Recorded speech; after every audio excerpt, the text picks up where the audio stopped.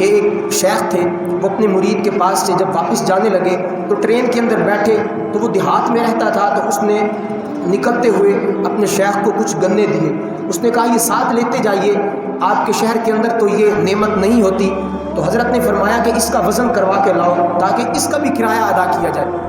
अभी ये बातें हो रही थी कि टीटी जो होता है गाड़ी का टिकटें काटने वाला, वो आ गया और उसने देखा इत्तफाकन वो शेख उसके मुरीद थे। अब वो कहने लगा हज़रत छोड़िए, मैं खुद हैंडल कर लूँगा।